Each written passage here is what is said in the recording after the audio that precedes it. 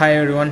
Today market view பார்க்குறதுக்கு முன்னாடி yesterday வந்து மார்க்கெட் நம்ம எக்ஸ்பெக்ட் பண்ண மாதிரி ஓப்பனில் இருந்து லைக் வாலட்டிலிட்டியாக அதிகமாக மூவ் அப் அண்ட் டவுன் ஆனாலுமே எண்ட் ஆஃப் த டே நம்ம எக்ஸ்பெக்ட் பண்ண மாதிரி ஓப்பன் ஆன அதே ரேஞ்சில் தான் க்ளோஸ் ஆச்சு.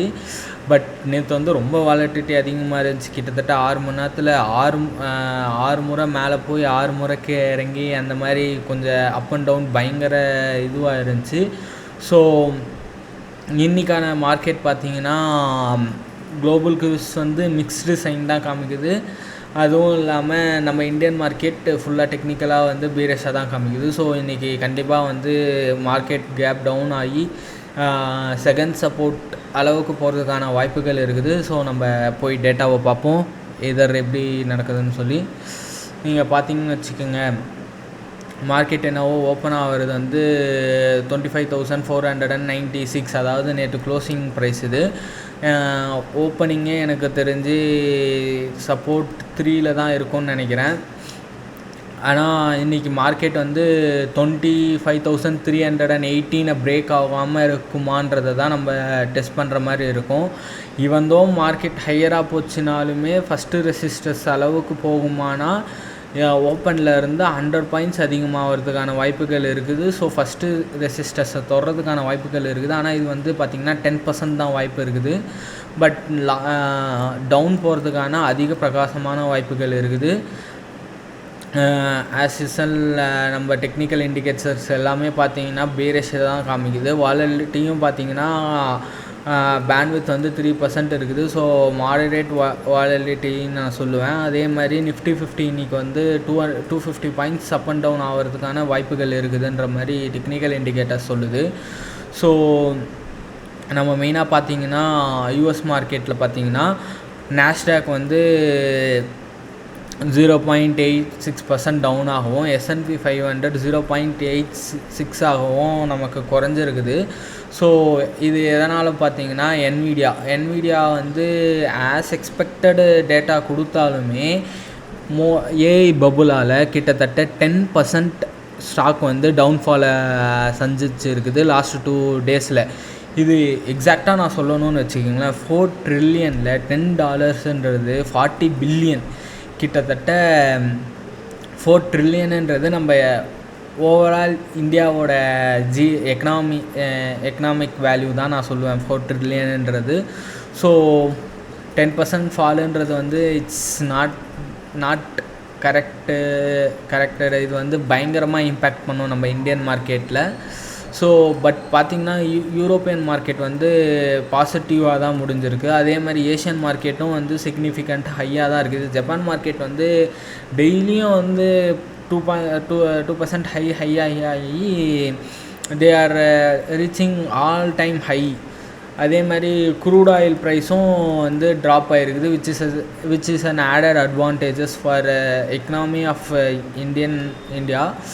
ஸோ கரன்சி ஆஸ் யூஷுவல் நேற்று கொஞ்சம் பாசிட்டிவ் சைன் காமிச்சிச்சு. பட் இன்றைக்கி திரும்பி நெகட்டிவில் தான் காமிக்குது.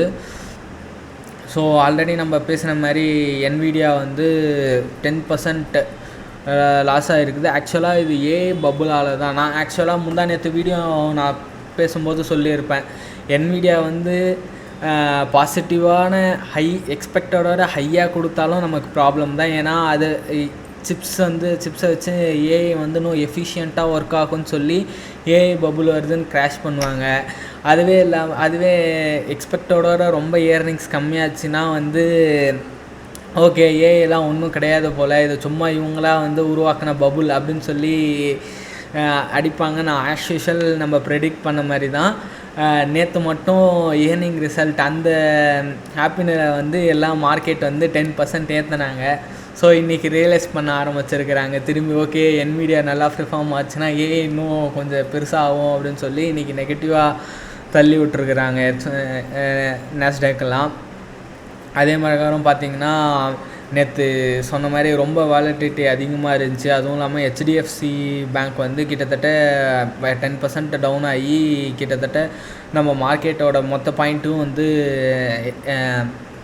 ஹெச்டிஎஃப்சி வந்து கேரி அவுட் பண்ணிச்சு. ஆஸ் யூஷுவல் மென்ஷன் பண்ண மாதிரி ஜப்பான் மார்க்கெட் வந்து it's all time high. But US மார்க்கெட்லாம் வந்து ஸ்லைட்லி டவுனாக தான் இருக்குது. பட் டவ் ஜோன்ஸ் பார்த்திங்கன்னா ப்ளஸில் தான் இருக்குது. ஸோ குளோபல் வைஸ் பார்த்திங்கன்னா மார்க்கெட் வந்து it's kind of negative. Crude oil price வந்து டவுன் ஆனது நம்ம இந்தியன் மார்க்கெட்டுக்கு வந்து கொஞ்சம் ப்ளஸ் பாயிண்ட். இந்தியன் ருப்பி வீக்காக இருக்குது. அதுவும் இல்லாமல் கோல்டு ஃபியூச்சர்ஸ் கொஞ்சம் ஸ்லைட்டாக ஹையாக இருக்குது. மேபி நீங்கள் வந்து என்ன கேட்டிங்கன்னு வச்சுக்கிங்களேன், சாட்டர்டே இன்றைக்கி இன்றைக்கி ஃப்ரைடேன்றதுனால இன்றைக்கி எல்லா ஆப்ஷன்ஸையும் வந்து க்ளோஸ் பண்ணுறேங்க. ஏன்னா ஆஸ் யூஷுவல் ட்ரம்ப் சொன்ன மாதிரி எய்தர் சாட்டர்டே சண்டே வந்து வார் டிக்ளேர் பண்ணுறதுக்கான வாய்ப்புகள் அதிகமாக இருக்குது. ஏன்னா ஒரு 10 days தான் டைம் கொடுத்தாரு. ஸோ பார்ப்போம். அதே மாதிரி ஐபிஓ ரிலேட்டடான நியூஸஸ்லாம் இது. ஸோ அடிஷ்னலாக நம்ம டேட்டாஸ் பார்த்தோன்னா எஃப்ஐஎஸ் வந்து நேற்று செல்லஸாக இருந்திருக்கிறாங்க. ஆஃப்டர் இந்த வீக்கில் பார்த்திங்கன்னா 2 days வாங்கியிருக்கிறாங்க, 4 days வந்து செல் பண்ணியிருக்கிறாங்க. டிஐஎஸ் வந்து 3 வாங்கியிருக்கிறாங்க. கண்டிஷன் இருக்குன்னு சொல்லி ஆக்சுவலாக நான் சொன்னேன். நிஃப்டி வந்து -20 பாயிண்ட்ஸ் கம்மி. பார்த்தீங்கன்னா இதில் பம்பே இறங்கி இருக்குது. ஸோ லைக் வாட் ஹேப்பன்ட் பார்த்தீங்கன்னா இருக்குது. நேற்று மட்டும் பேங்க் வந்து கிட்டத்தட்ட அதுக்கப்புறமா அந்த கிட்டத்தட்ட வந்து so will what will happen what going to happen to. Thank you for வாட்சிங்.